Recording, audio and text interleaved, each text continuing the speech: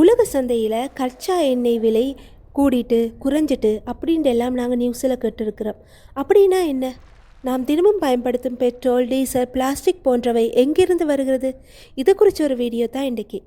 கோடிக்கணக்கான ஆண்டுகளுக்கு முன்பு கடலில் வாழ்ந்த சிறிய உயிரினங்கள் ஆல்கே, பிளாங்க்டான் போன்றவை இறந்து கடல் அடியில் புதைந்தன.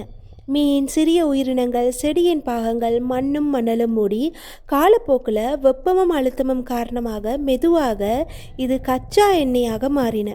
இந்த எண்ணெய் பாறைகளுக்குள்ளே சேமித்து நிலக்கடியில் ஒரு ஆயில் தேக்கம் மாதிரியே இது காத்துக்கிட்டு இருக்குது. இந்த கச்சா எண்ணெயை நாங்கள் நேரடியாக பயன்படுத்த முடியாது. அதனால் மனிதர்கள் என்ன செய்வாங்கன்னா, ஆயில் ட்ரில்லிங் மெஷினை கொண்டு நிலத்தடியில் துளையை போட்டு எண்ணெயை மேலே எடுப்பாங்க.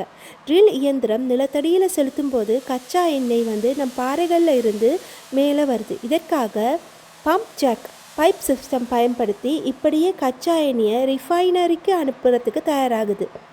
அடுத்தது கச்சா எண்ணெய் ரிஃபைனரி என்ற தொழிற்சாலைக்கு அனுப்பப்பட்டு ரிஃபைனரியால் எண்ணெய் நேரடியாக பயன்படுத்த முடியாததால் அதை சூடாக்கி பிரித்தெடுக்க வேண்டி இருக்குது. இங்கு மிகப்பெரிய பைப்லைன்ஸ் மற்றும் ஸ்டோரேஜ் டேங்குகள் கச்சா எண்ணெயை ரிஃபைனரி அழுத்தம் மூலம் கொண்டு செல்லப்படுது. இங்கே கொண்டு வந்த பிறகு வெப்பத்தால் எண்ணெய் மேலே செலுத்தும் ஃப்ராக்ஷனல் டிஸ்டிலேஷன் ப்ராசஸுக்கு இங்கே தயாராகுது. ரிஃபைனரி கச்சா எண்ணெயை அதிக வெப்பத்தில் சூடாக்கி டிஸ்டிலேஷன் டவரில் அனுப்புகிறாங்க. இங்கு லேசான பொருட்கள் மேலே சென்று கனமானவை கீழே தங்கும்.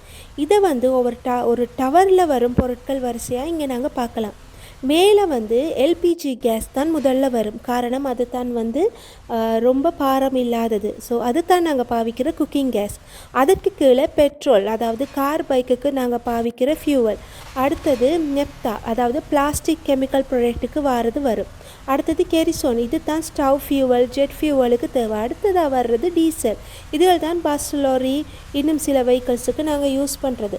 அடுத்தது லுப்ரிகேஷன் ஆயில், அதாவது இதை இன்ஜின் ஆயில்னு சொல்லுவாங்க. கடைசியாக வாரது தான் இந்த ரோடு அதுகளுக்கு போடுற தார்கள் அதுகளுக்கு பாவிக்கிறது தான் கடைசியாக வாரது.